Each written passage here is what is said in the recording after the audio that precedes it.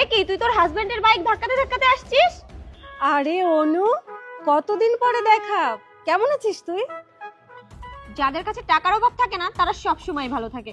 যাই হোক এসব বাদ দে, তুই তো আমাদের কলেজের সবথেকে টপার স্টুডেন্ট ছিলি, আর এমন একটা গরিব ছেলেকে কেন বিয়ে করেছিস যার একটা গাড়িও নেই, একটা নষ্ট বাইক, তা আবার তোকে ধাক্কাতে ধাক্কাতে নিয়ে যেতে হচ্ছে? অনু দেখ, তুই ভুল ভাবছিস। আসলে ওর বাইকটা পাঞ্চার হয়ে গেছে, তো এই জন্য ধাক্কা দিয়ে দিয়ে নিয়ে যাচ্ছিলাম। আসলে তুই তোর জীবনটাকে শেষ করে দিয়েছিস এর মতো একটা গরিব ছেলেকে বিয়ে করে। তোকে কলেজ লাইফে থাকতে বোঝাইতাম টাকাটা কত ইম্পর্টেন্ট। বিয়ে করলে এমন কাউকেই করা উচিত যাতে পায়ের উপর পা তুলে সারা জীবন খাওয়া যায়। আর যদি তুই তুর্যকে বিয়ে করতি তাহলে তোর এমন অবস্থায় পড়তে হতো না। আহা অনু, তুমি কি কখনো শুনেছো কুকুরের পেটে ঘি হজম হয়?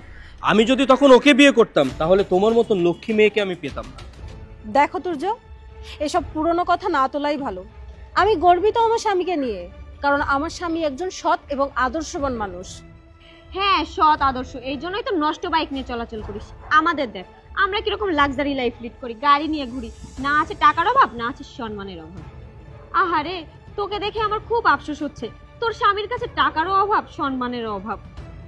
শোন অনু, আর একটাও বাজে কথা বলবি না। আমি তোর কলেজের ফ্রেন্ড, তার কারণে তুই আমার সাথে বাজে কথা বলতে পারিস, কিন্তু আমার স্বামীকে নিয়ে একটাও বাজে কথা বলতে পারবি না। কে বলেছে আমি আমার ম্যারিড লাইফে খুশি নই? আমি অনেক খুশি, আমার স্বামীর সাথে আমি অনেক ভালো আছি। আর খবরদার, আমার স্বামীকে নিয়ে যদি আর একটাও বাজে কথা বলিস তাহলে কিন্তু অনেক খারাপ হবে। হ্যাঁ তাই তো, তোমাকে আর নতুন করে কিছু বলতে হবে না। তোমাকে দেখেই বোঝা যাচ্ছে তুমি কতটা সুখে আছো, আর তোমার এই ফকিন্নি স্বামী তোমাকে কতটা সুখে রেখেছে। আহা তুর্য, তুমি কেন এমন বলছো? বিয়ে তো করেই ফেলেছে গরিব ছোট লোককে, এখন তো বড় বড় কথা বলতেই হবে, না হলে তো মান সম্মান থাকবে না। এই যে ভাই, আপনি আসলে একটা কাপুরুষ, এত সুন্দর একটা বউ পেয়েছেন কিন্তু যত্ন নিতে জানেন না। আপনি জানেন কলেজের সব থেকে সুন্দর মেয়ে ছিল মনি, হাজারো ছেলের লাইন পড়ে যেত ওর পিছনে, কিন্তু আপনার মতো একটা গরিব ছোট লোককে বিয়ে করেছে। আপনার তো ভাগ্য ভালো, কমসে কম নিজের জন্য না হোক নিজের বউয়ের সুখের জন্য হলেও একটা 4 চাকার গাড়ি কিনে দিতেন। চুপ করুন ম্যাডাম, সেই তখন থেকে গাড়ি গাড়ি করছেন।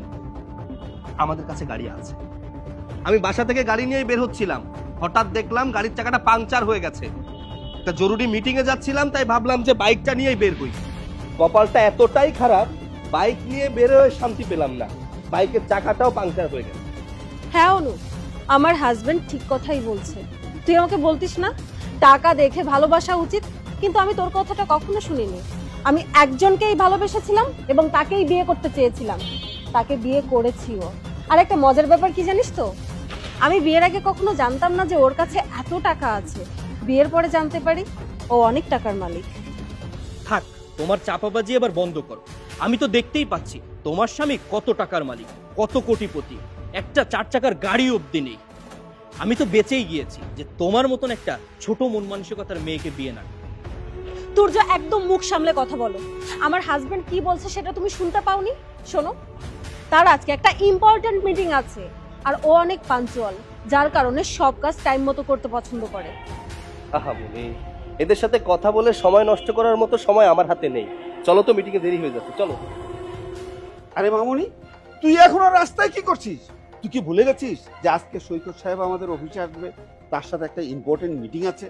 আমি তো অফিসে যাচ্ছিলামই, কিন্তু এই ফকিন্নি ফ্রেন্ডের সাথে দেখা হয়ে গেল, এই জন্য দেরি হয়ে গেছে। আরে সৈকত স্যার, আপনি? আমি মোহাম্মদ নাজমুল হক।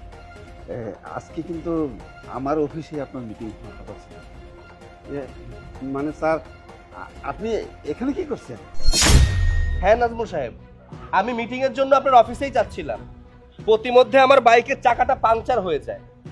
কি? আপনি সৈকত আহমেদ, এসএস গ্রুপের মালিক? জি হ্যাঁ, আমি এসএস গ্রুপের মালিক সৈকত আহমেদ। আচ্ছা, এই মেয়েটা কে? স্যার, এ হচ্ছে আমার মেয়ে, আর এ হচ্ছে আমার মেয়ের হাজব্যান্ড। আমার কোম্পানির ম্যানেজমেন্টের দায়িত্ব ওর উপরে দেওয়া আছে। ও আচ্ছা, আপনার কোম্পানির ম্যানেজমেন্টের দায়িত্ব আপনার মেয়েকে দিয়েছেন? স্যার, আমাকে একটা কথা বলুন তো, আপনার মেয়েকে সুশিক্ষায় শিক্ষিত কি করতে পারেননি আপনি? আপনার মেয়ে তো মনে করে টাকাই সবকিছু, টাকা থাকলেই সে সবকিছু কিনে নিতে পারে। গাড়িটা কিনে নিয়েছে বলে সে নিজেকে মনে করে সে পুরো শহরটাই কিনে নিয়েছে। আচ্ছা মনি, তোর হাজবেন্ড এসএস গ্রুপের মালিক? ওমা, এতক্ষণ আমার হাজবেন্ড কি বললো তুই শুনতে পাসনি? সে তো এই মাত্রই বললো। আর তোদের ওখানে যাচ্ছিলাম, ডিল করার জন্য, কিন্তু জানি না এইসব বিহেভিয়ারের পরে এখন ডিলটা হবে কিনা, যদিও এটা আমার হাজবেন্ডের উপর নির্ভর করবে। শোন, টাকার জন্য এত অহংকার করা ঠিক না, কারণ মুচি ম্যাথররাও টাকা ইনকাম করে, কেউ একটু বেশি ইনকাম করে, কেউ একটু কম ইনকাম করে, কিন্তু সবাই ইনকাম করে। আর তুই যে হারে অহংকারী হয়ে গেছিস, এই হারে অহংকারী হলে তুই জীবনে সুখী হতে পারবি না। সরি স্যার, আমার মেয়ের পক্ষ থেকে আপনার কাছে আমি ক্ষমা চাচ্ছি। আসলে স্যার বিষয়টা হচ্ছে কি, ওরা নতুন নতুন ম্যানেজমেন্টে জয়েন করছে, তো কার সাথে কিভাবে কি ব্যবহার করবে কর্পোরেট কালচারটাই ওরা বোঝে না। স্যার ওদেরকে একটু ক্ষমা সুন্দর দৃষ্টিতে দেখলে। বোঝে না তাই না? যেহেতু বোঝে না তাকে বোঝান কিভাবে কোম্পানি চালাতে হয়, কিভাবে মানুষের সাথে ব্যবহার করতে হয়। মেয়েকে আগে ব্যবসায়িক শিক্ষা দিবেন, তারপর অন্য কারোর সাথে ব্যবসায়িক ডিল করবেন। আপনার ডিলটা অ্যাকসেপ্ট করা আমার পক্ষে কোনোভাবেই সম্ভব না। মনি, চলো। স্যার স্যার স্যার স্যার যান না, প্লিজ আমার কথাটা শুনেন স্যার। যদি আপনি ডিলটা ক্যান্সেল করে দেন স্যার, তাহলে আমার অনেক বড় ক্ষতি হয়ে যাবে, আমার কোম্পানিটা স্যার বসে যাবে, আমি একদম ফকির ফকির হয়ে যাবো স্যার। আমি তো যাচ্ছিলাম আপনার অফিসে ডিলের জন্য, বাট সরি টু সে, আপনার মেয়ের সাথে দেখা হওয়ার পরে আপনার সাথে ব্যবসা করব আমি, অসম্ভব। শুনুন, ব্যবসা তাদের সাথে করা যায় যারা পাংচুয়াল, এডুকেটেড এবং সভ্য। এরকম অসভ্য মেয়ের সাথে কখনো আমি ব্যবসায় জড়াতে চাই না। যে মেয়ে তার ফ্রেন্ডের সাথেই বাজে ব্যবহার করতে পারে, সে ক্লায়েন্টের সাথে কেমন ব্যবহার করবে সেটা আমার বুঝতে বাকি নেই। সো নাজমুল সাহেব, আপনাকে আমি সাফ সাফ বলে দিচ্ছি, আপনার সাথে আমি ব্যবসা করব না। স্যার ও অবুঝ, ও কিচ্ছু বোঝে না, আরে ব্যবসা সম্পর্কে ওর কোনো জ্ঞানই নাই স্যার। আমার সাথে যদি আপনার ব্যবসা করার ইচ্ছা থাকতো, তাহলে একটা বুঝবান মানুষকে কোম্পানির দায়িত্ব দিতেন। যেহেতু আপনার মেয়েকে আপনি দায়িত্ব দিয়েই দিয়েছেন, সেটা একটা কাজ করুন, আপনার মেয়েকে আগে শিক্ষা দিন। ব্যবসায় জ্ঞান যখন হয়ে যাবে, তখন না হয় ব্যবসার বিষয়টা ভেবে দেখুন। আর তাছাড়া যার এত টাকার অহংকার, তার সাথে ব্যবসা করার আমার কোনো ইচ্ছা নেই। আর এই মেয়ে, তোমাকে বলছি, মানুষকে রেসপেক্ট করবে। আর গাড়ি নিয়ে অনেক অহংকার করলে না, গাড়ি দেখতে চাও, তাহলে একদিন সময় করে আমার বাসায় এসে, আমার বাসার গ্যারেজে ল্যান্ড ক্রুজার রাখা আছে V8, দামটা না হয় তোমার বাবার কাছ থেকে জেনে নিও। মনে, চলো।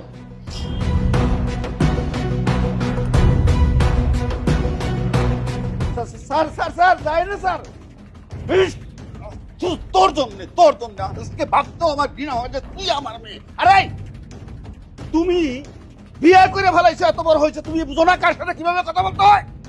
হ্যাঁ, আজকে তোমাদের জন্য আমার এই কোম্পানিটা নষ্ট হতে চলছে। আজকে আমি পথে বসে যাচ্ছি, পরে দেখে নেবো আমি।